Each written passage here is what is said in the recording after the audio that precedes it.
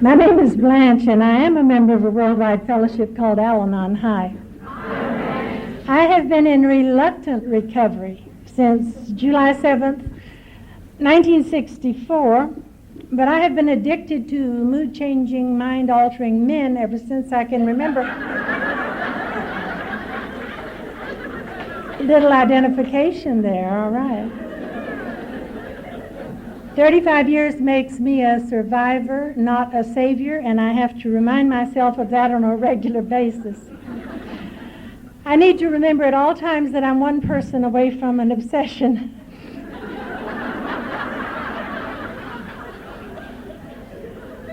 I really didn't want to talk, not that I don't love you dearly and not that I don't like to talk, but I figure everyone in Texas has heard every thought I have ever had. And I said that to Anna last year when she asked me if I would talk this year. Buddy Ross heard me say that, and he pointed out that there might be a little ego involved in that. He said, not only is it not true that everyone has heard you talk, but they don't remember every syllable you utter either. So, when Anna said she wanted to have she was kind enough not to say old-timers, some of the people who had been around at the start of this convention, then of course I wanted to do it. Thank you for letting me come. It's always an honor to share my program anywhere. When people introduce me who have been around such a long time, I'm always glad, who've known me such a long time, I'm always glad they don't tell you everything they know. Because those of us who've been around a while, I have been trying for an awfully long time now. I remember when and where I made the decision to be as honest and as open as I know how to be with you. Perhaps you don't know, but anyone standing on a podium and talking into a microphone is pretty emotionally naked. We are very vulnerable. You aren't taking any risks at all. And we are risking being rejected and being misunderstood and, oh my word, being misquoted. And so that's what I want. And you told me I could ask for what I wanted. See, it would be easier for me to tell you what I think than how I feel, and easier for me to just lecture you on the program. But I didn't come here to lecture, I came here to share.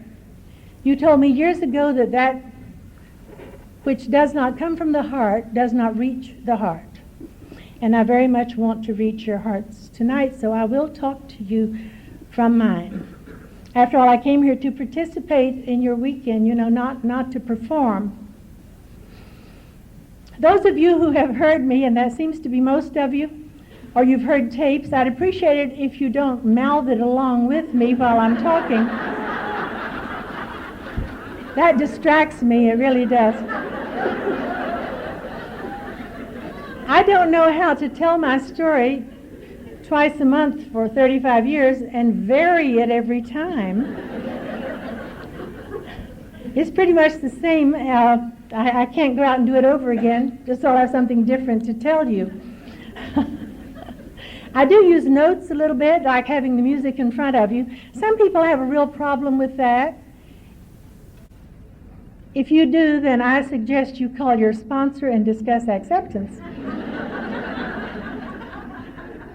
And if you heard me without them, you'd be very glad I used them. I have heard speakers say, God can just tell me what to say. Well, yes, but he isn't limited to doing that the minute I step onto the podium. I've known for a year that I was coming, and he's had plenty of time to tell me what to say. And so I jotted things down as I thought of them and that I want to share with you. I would rather you leave here thinking what a marvelous program than what a marvelous speaker. And she said, let's just always say a little silent prayer for the person that needs the help.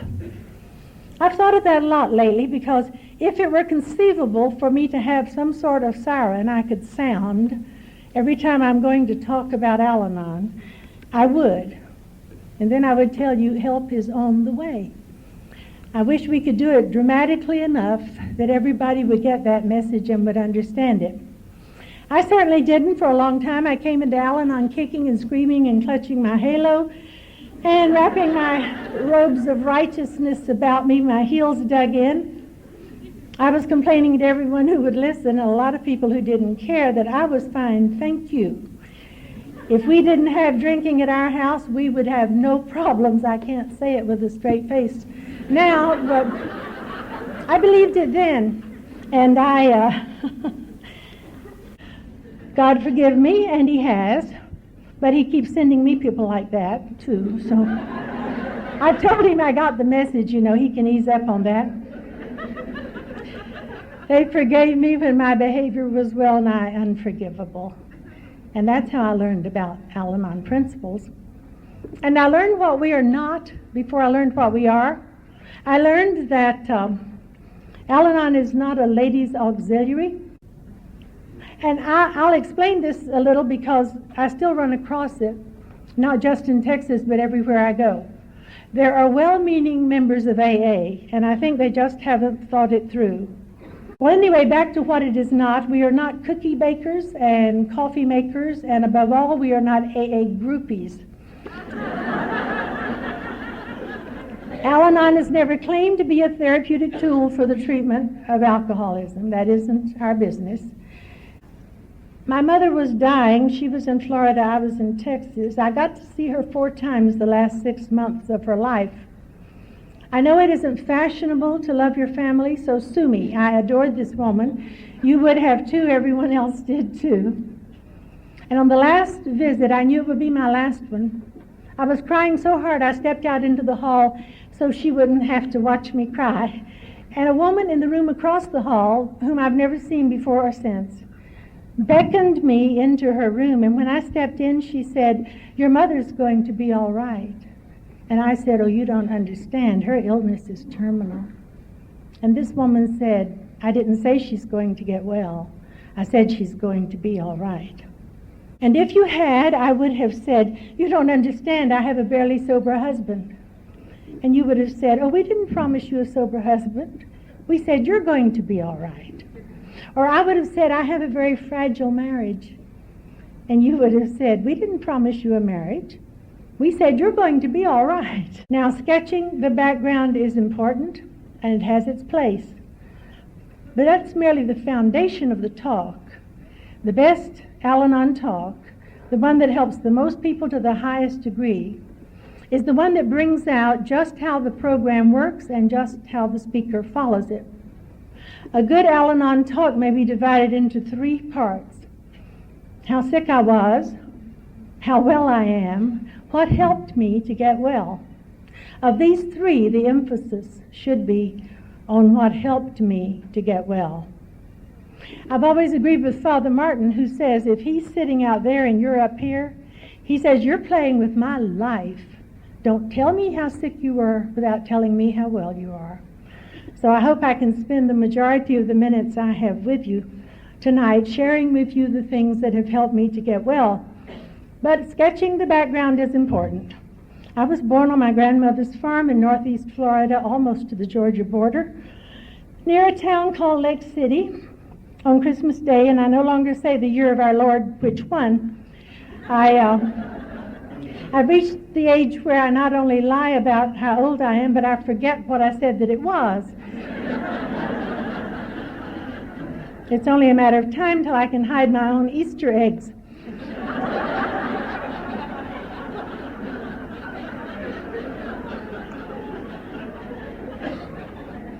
But I'm somewhere between Blue Lagoon and Golden Pond, all right? My family has been in Florida for 7 generations. The 7th generation is almost 3 years old, and he's darling. But I'm trying to tell you we were not tourists. And tourist was a bad word. Anytime I behaved in a manner my mother considered inappropriate, she would say, "Don't act like a tourist." I'm a very good tourist when I go places. I know how to behave. Unfortunately, he was violent. I was never, thank God, sexually abused, but I was a very badly battered child. It was so long before I could say that into a microphone, and you know it needs saying. It's not that uncommon in alcoholic homes. And let me say quickly, it isn't always the alcoholic who does the battering. but violence is not that uncommon anyway. Let me say, by the way, that poverty has nothing to recommend it. It does not ennoble the human spirit. It's a debasing and a degrading way to live. I hope you will fight it every way you can with your checkbook and your ballot and any other way that you can fight it. I have to tell you that much to say, neighborhood children were not allowed to play with me. I know now their parents were understandably apprehensive about what was going on at my house. But when you're 3 and 4 and 5 and 6 years old, you don't know that. I felt rejection and rage. And I'm sorry to have to tell you, a desire to get back at them. We all went to the same neighborhood school, and I could beat the socks off all of them. And I did, and I relished every minute of it. Now, that wasn't a good motivation, but it had a happy byproduct. I fell in love with learning, and I've never fallen out of love with it. Even today, you know, the most exciting thing I know is a new idea, and the older you get, the fewer of them you find. I was a pre-Al-Anon, a candidate for Al-Anon even then. I managed to hide from my mother the fact that I was being beaten. But I reached an age where I could not hide the blood and the bruises any longer, and when she found out, she was horrified and devastated and divorced my father. A couple of years later, she remarried a man that, as it happened, didn't drink at all. We were never close, he and I, but he loved my mother, and that's all I asked of him. And he was a good man, and I have been grateful for him in our lives. They had 2 little boys. College was considered a luxury, and there weren't any luxuries, only necessities. And when I talked to my mother about it, she said, I told her I wanted to go to college in Texas. I said, I want to go to Baylor University, and that's where it happens to be. And she said, well, fine. A couple of things. She said, you know, you'll have to pay for it yourself. Well, yes. If I had another hour to talk to you, I would tell you a series of miracles that enabled me to pay for it and to graduate. And then she said, if you go to college in Texas, make up your mind that you'll spend the rest of your life out there, because she said you'll end up marrying a Texan and they don't transplant, she told me. I told her I was going to do no such thing, but I did, and they don't, and I have, and so what can I tell you?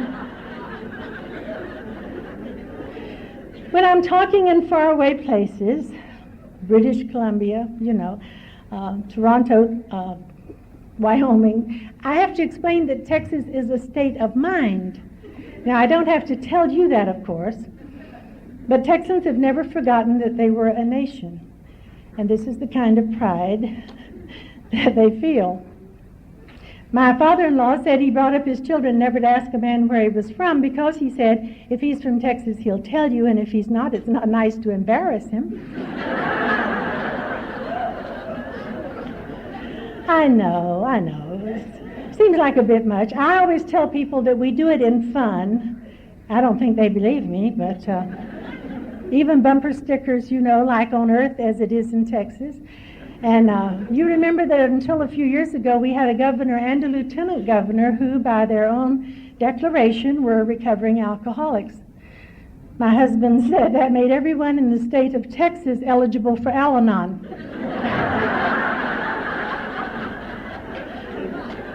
We were all being influenced by an alcoholic. But I want you to know I tried not to. I didn't date anyone who drank.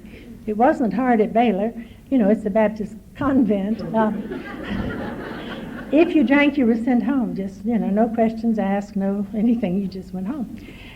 And so when I married Charles, my college sweetheart, that drinking is only a symptom of alcoholism. You said it's as if he had had tuberculosis, but he hadn't yet started hemorrhaging. That symptom had not yet manifested itself.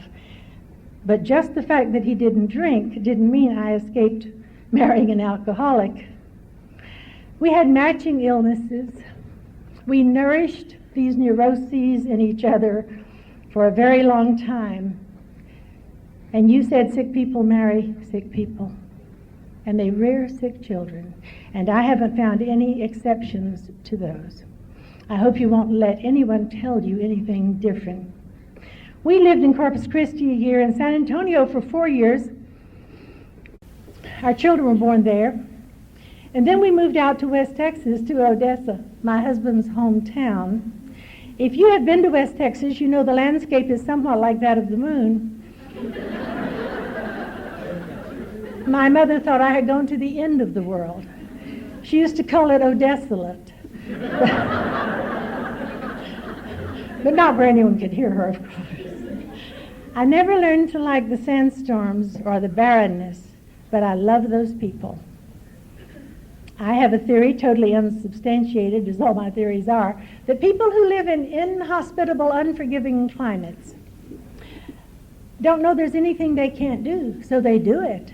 I have seen people like that in North and South Dakota, and Montana and Wyoming, and the prairie provinces of Canada. When I talk there, I can look at those faces, and I can see them crossing the plains in a covered wagon, you know, which I don't think I would have done, but I'm not much of a pioneer. I think West Texas people are a breed apart, and I'm so grateful that's where, a little applause here. By the way, this year I will have been 18 years in each assembly. Did you ever play Guess What I'm Mad About?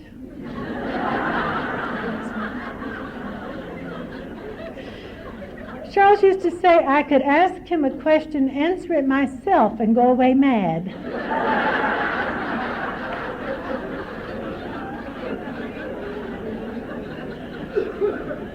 Not true. I did a great many wrong things during the drinking years, and I kept on doing them. I had a cleaning woman. Oh, I wish I still had her. She was wonderful. And during football season, when she ironed, she watched football.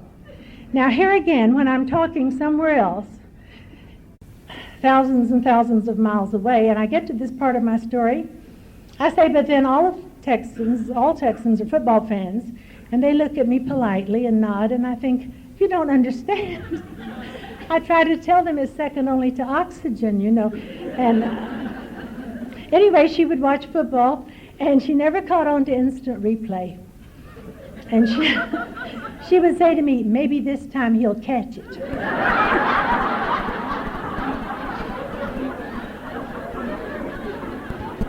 And I thought, that's what I've been doing. I did the same things over and over, because he'll stop drinking if I do this. And he didn't. It was as if it were instant replay over and over. I protected him. I lied for him. I played let's pretend as diligently as he drank. And he was almost literally loved to death, and that can happen. I was as obsessed with him as he was compelled to drink. Women in the Deep South were given a specific and definite kind of upbringing. We were expected to flutter our eyelashes and flash our dimples and swish our skirts, but it was understood that we were made of steel and we could cope with anything. Remember Scarlett O'Hara in the sweet potato field? I'll never be hungry again. That kind of coping. And I was a steel magnolia long before there was a play and a movie by that name.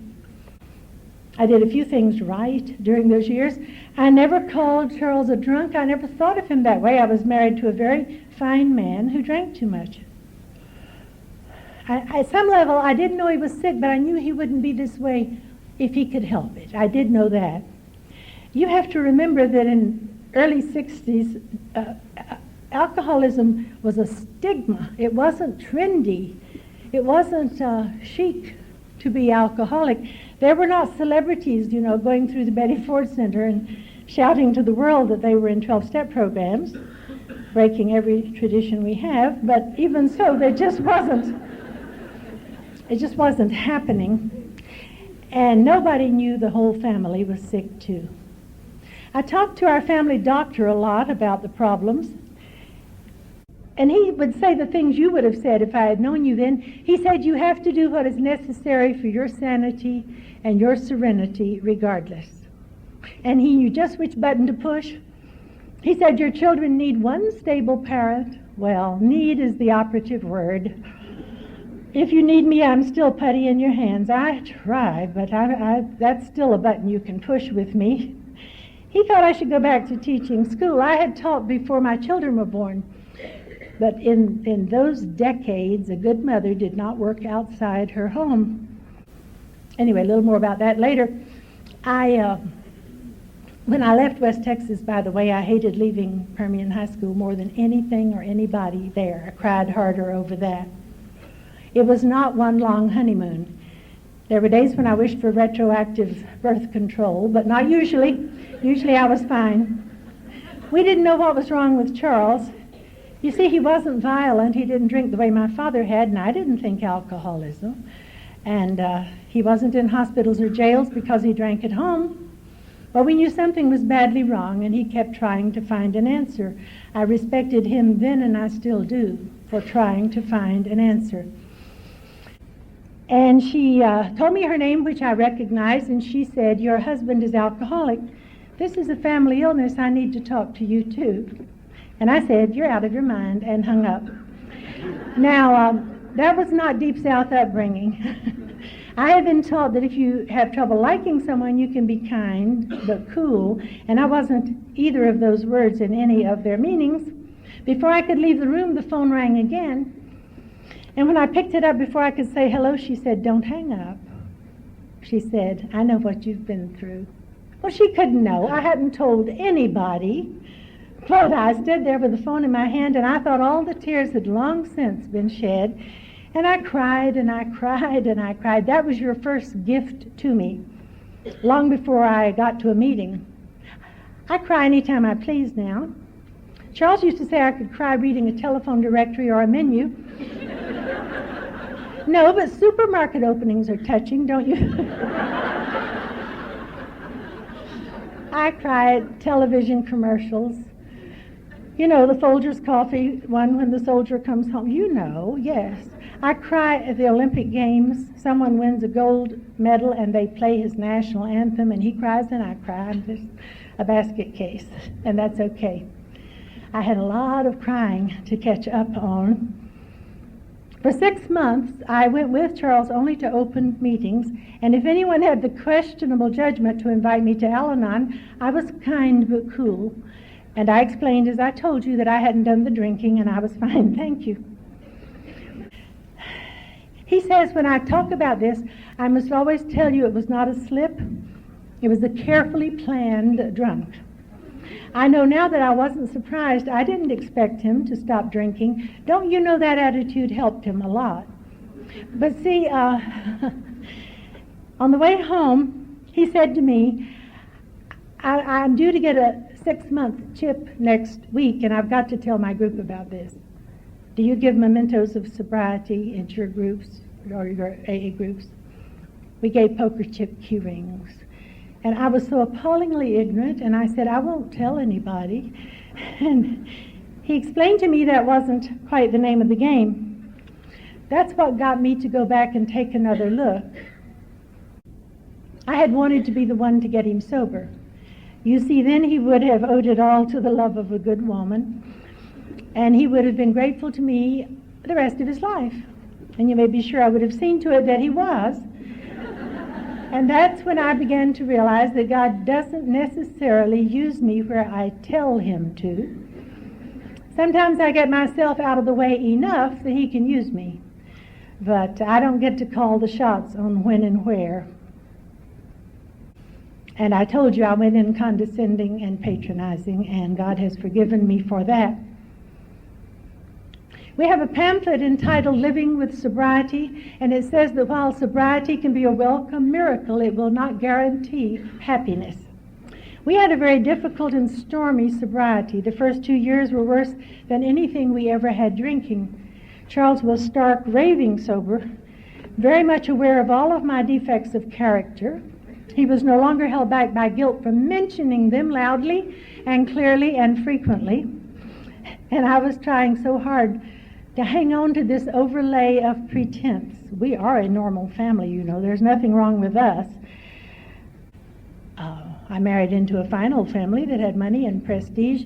There was nobody not allowed to play with me anymore.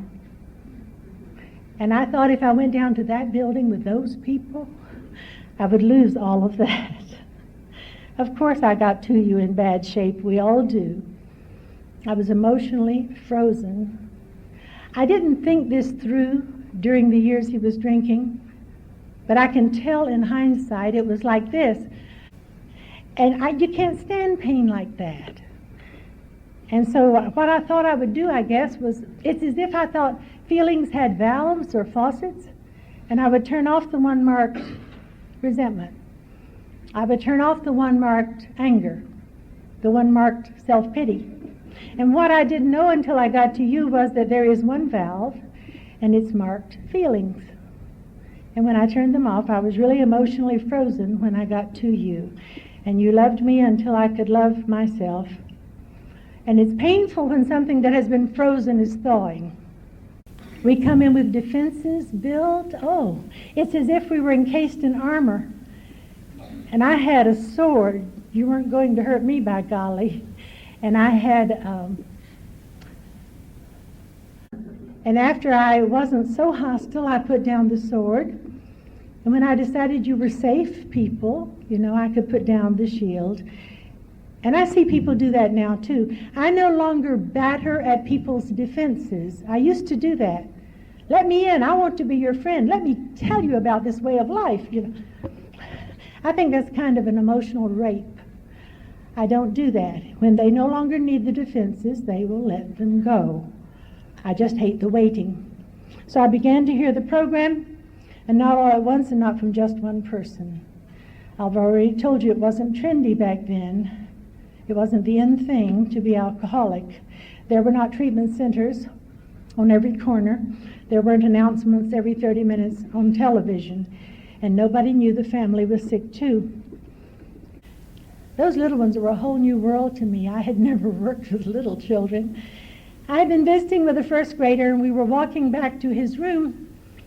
Well, he was bouncing, and I was holding his hand. He said, "My teacher's not here today." I said, I noticed. He said, "She's sick." I said, "Yeah."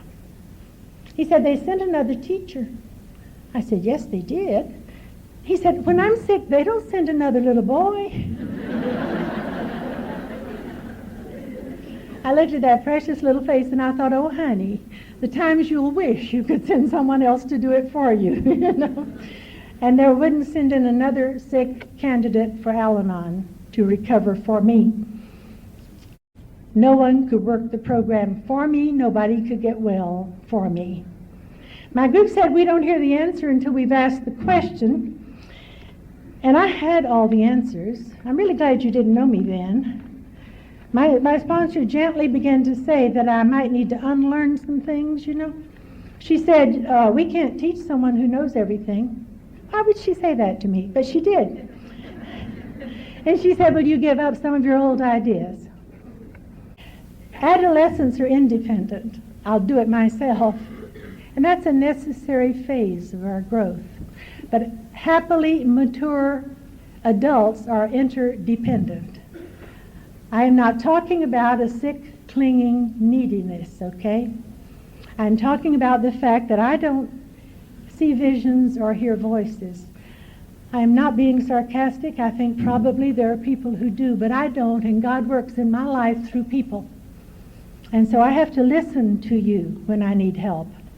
He works through people I don't even like, and I don't want to listen to them, and I think it's terribly unfair of him to do that. But I have learned to ask for help. If you could see my long-distance charges, you would know that I have learned. If I can't make it through the night in Texas, California is still awake. And if they're asleep, there's Hawaii. You told me that I not only had a right to, but a responsibility for taking care of myself emotionally. I learned that some pain can be avoided. I didn't know that. I thought I had to die on every cross. And my sponsor would say things about being good to myself, and I said, you don't mean me first. She said, no, I mean my turn. Most of the time today, when I think it is my turn, I can say, I think it's my turn, most of the time. And if you don't hear anything else I say tonight, I hope you'll hear this next statement. And she said, you don't have to like any situation, but it is imperative that you like yourself in it. That got me through a very painful divorce in 1980. I do not regret one word I said or one action I took. Boy, that feels good. I would wish that for you. And so you said stick with the winners, and I certainly did. And I began to learn some spiritual laws that are far more exacting and difficult to follow than the man-made rules I have been keeping so well. The story is told of a little boy who kept falling out of bed. They took him to a counselor who said to him, why do you think you keep falling out of bed? And he said, I go to sleep too close to where I got in. Well, I didn't want to go to sleep in the program too close to where I got into it. And so I began to seek out answers and people and learn from their wisdom. Spiritual laws, the worst immorality is judgment. And I pray about it a whole lot. But I think it is the worst of the immoralities. One thing that has helped me give up being quite so judgmental is that very often God gives me that same situation to handle. As soon as I say, well, you would never catch me, you will. And sooner rather than later. Or if I say, well, I would never, I do. And I've reached the point now where I try to hear myself before I say it, you know? So that I can say, wait, I didn't mean it. I don't want to handle that. You know, please, I don't want to handle that. I still don't release easily and quickly. Sometimes I have to release with anger before I can with love. And sometimes I have to withdraw emotionally for a while before I can let go. And everything I've ever released in my life has claw marks all over it, but I do better than I used to do. And I quit translating. Did you ever translate, you know, honey, what your daddy meant was, yes, you did that. I decided they could slug it out toe to toe the best they could. My kids were in Alateen for 10 years each. They came in when we had a preteen group. They stayed in Alateen until my daughter said, I don't guess we can pass the physical anymore. My daughter did a great deal of speaking for Alateen. In West Texas, we had a post-teen group from 18 to 26, and my son was in that for a very long time. I could tell you how Charles had damaged our children, and I did if you slowed down long enough, but my group made me look at how I had damaged them, and I thought I couldn't stand it. You know, I would have died for them in a New York minute as you would your child. Almost exclusively, until we got to you, and they were 9 and 10 when we got to you. But worse than that, when they would turn to this woman to whom they should have been able to turn for the truth under any circumstances, I would say things like, why, no, honey, you didn't hear that last night. You had a bad dream. Why, no, there's nothing wrong. Why do you think there's something wrong? And I submit to you tonight that children reared like that grow up doubting their sanity, doubting their judgment, doubting their senses. I would undo all that if I could. I cannot. I was more than my mistakes even then, and so were you. I accept her now. I will eventually learn to love her. I wish I had time to tell you the stories of having all of us in the program. I just will say there's a special place in heaven, or when I'm in California, I say an especially beneficial karma for all Alateen sponsors. God bless you, bless you, bless you. You help, yes, yes.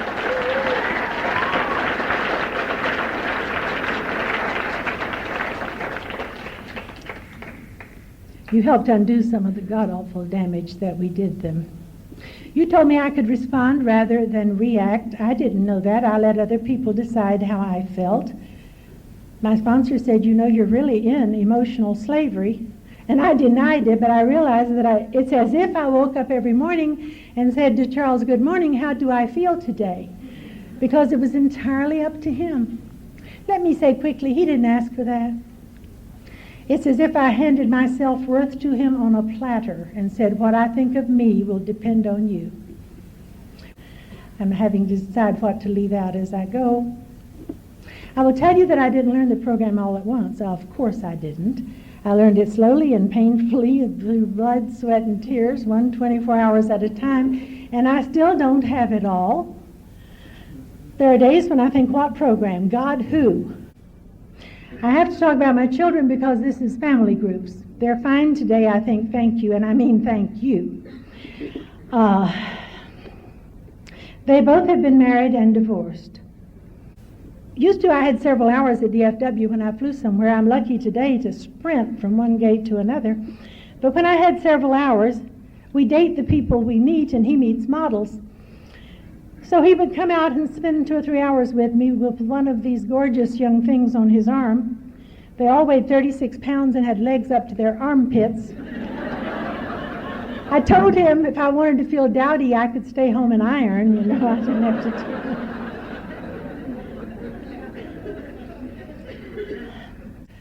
He wasn't mad at anybody. He didn't blame anybody, nor should he. But he has severe and incapacitating depression, and if you have impaired judgment by virtue of having it, you don't know you have it. I thought it would kill me, but you don't die of that. Pain like that gets to a live-withable level, you know. I still take a day off every few weeks and cuss and kick and cry. Did I say they've each been married and divorced? I said that. My daughter was a journalist for 20 years, and she too we're achievers. What can I tell you? We do things well. That's what got us strokes, and that's what I taught them. And she too had awards, and she did extremely good work and made an immense amount of money, and she was political editor for the St. Petersburg Times, and then was their national correspondent in Washington. And in 1997, she called me and said, "Mother, I have resigned my job. I'm going to ministerial school and be a unity minister." I said all the right things. You'd be proud of me. But when I hung up, I called my sponsor, and I cried and screamed and yelled and babbled and bubbled. And when I slowed down enough, she said, "Who reared that kid?" She said, who would bring up a young woman to find the God of her understanding and help other people? I can't imagine who'd rear a kid like that. I said, "Oh, but she's giving up so much." Another is, "Heal in me what needs to be healed, reveal to me what needs to be revealed." See, I can memorize them if they rhyme. And she's fine. She really is. They had all the problems that adult children of alcoholics have, but they've always known where to go for help. Charles and I lost our marriage for a variety of reasons it would not be appropriate for me to talk about into a microphone. I will tell you there were disorders other than alcoholism, and he chose not to get help for those. Marriages made in sickness do not always survive health, okay? And we had married for the wrong reasons, and we had nothing to go back to. Because people who love us ask, no, he did not leave me for another woman, and no, I did not throw him out for another man, and no, he did not resume drinking. He would have had 24 years continuous sobriety in July of 1988, but he died in April of that year. Lung cancer, oat cell carcinoma, still smoking 4 packs a day. I was astonished at the level of my grief. We've been apart for 8 years, and it was just agonizing. And I turn to you as I have at any other difficult time of my life. Our recovery had taken us down different roads, you know, and in different directions. Something toxic happened when we tried to relate to each other that didn't happen when we related to other people. And it took all my recovery to realize that I too would go to any lengths to get well, that we could not gain any further recovery within the framework of a marriage that was sick beyond healing, that had been damaged beyond repair. I have always thought it was a lot like an amputation. It might be necessary for survival, but the pain is very real, and there's phantom pain. You know what that is, where the relationship used to be. I've never regretted the divorce. I have regretted the necessity for it as I would have the necessity for an amputation. And for a woman of my generation, I learned I'm a whole person without a man. And the men who have been in my life since that time were there because we both wanted them to be, and not because one of us had a loose umbilical cord. We were trying to plug into the other one, you know, for a life support system. Much better that way. If you love teaching, you do a lot of counseling. I thought I should get a piece of paper that said I could. So I began looking around for graduate schools, and since you had convinced me I deserved the best, I of course picked the longest, hardest one in the state of Texas, and it was at the University of Texas in Austin, and that's why I left West Texas. 3 years, 54 hours, and a thesis. I said to my children, 3 years? Do you know how old I'll be in 3 years if I go get a master's degree? And my son said, how old will you be in 3 years if you don't?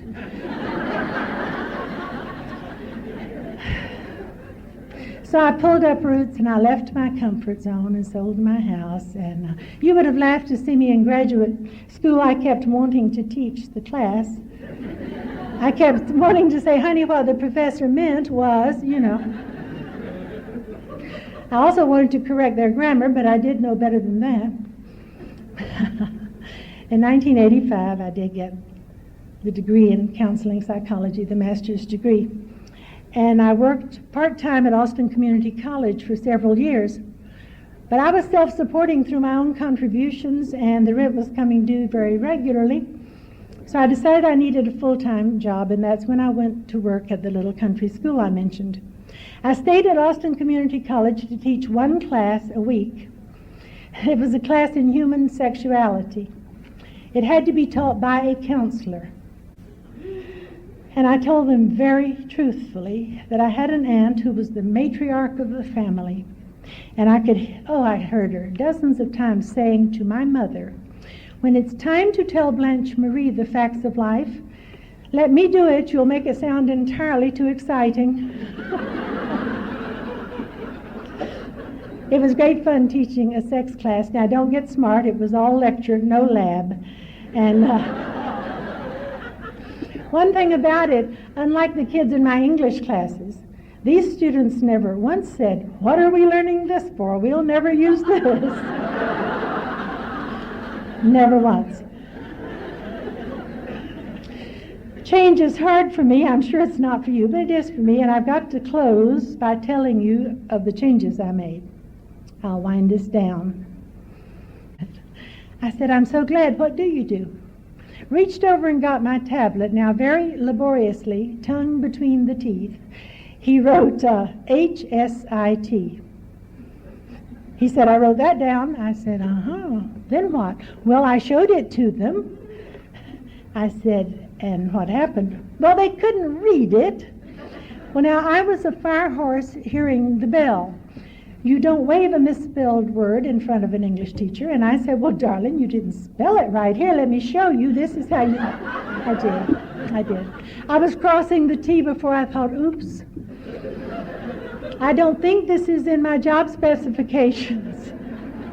Nowhere do I think it said teach obscenities to 6-year-olds. I don't think it said that anywhere. But if he's needed the word since he knows how to spell it, I always hoped that when he went home that night, nobody said, what did you learn in school today?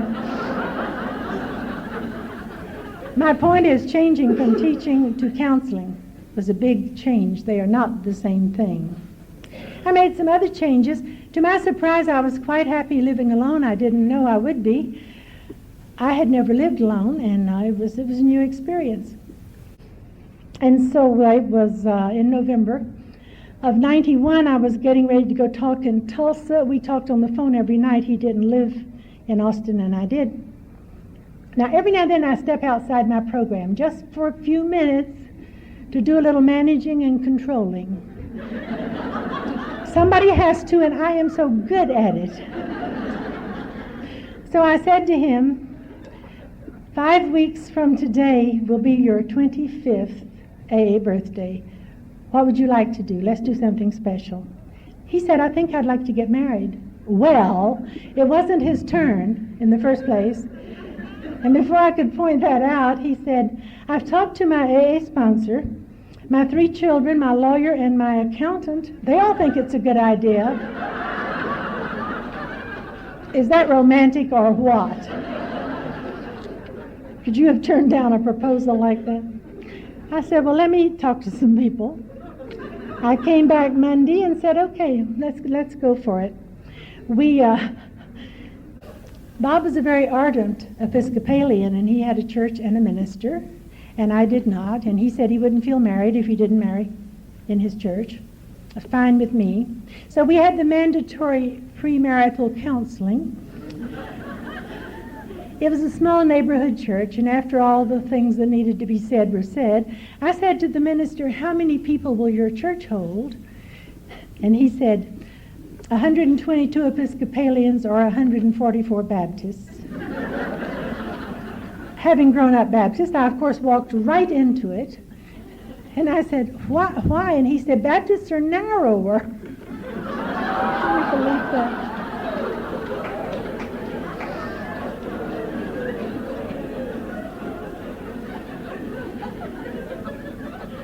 That was in December. We bought a house in Salado in February. Salado is not really a retirement center, but there are some people well along in years who live there. I've been told the average bra size is 38 long. But I shouldn't say that.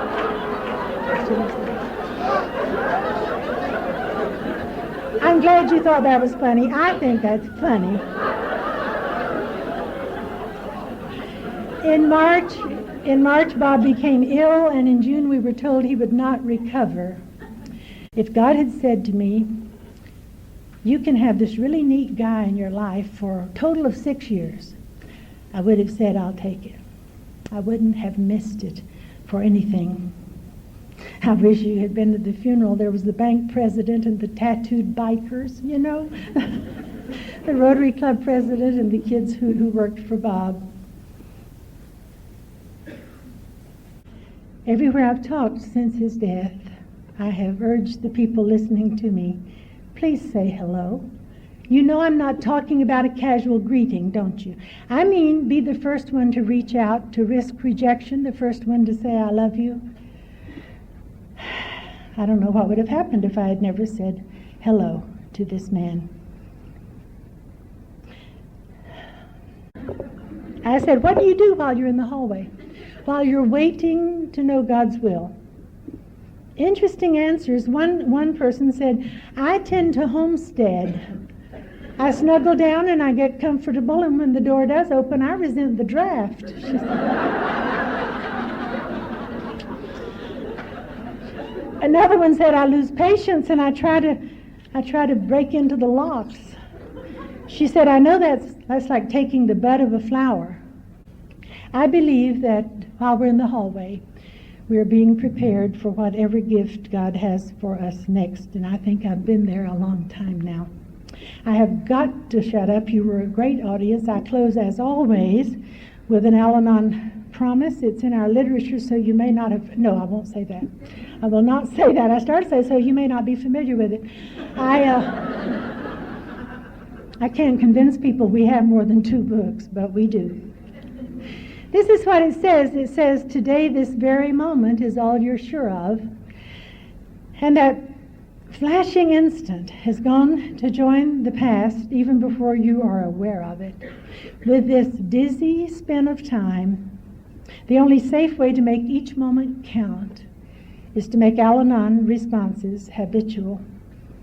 You can't go wrong following Al-Anon's teachings.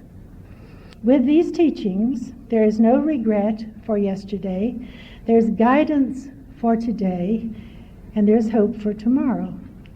So that's the promise with which I leave you on this unduly warm February night in Houston, Texas.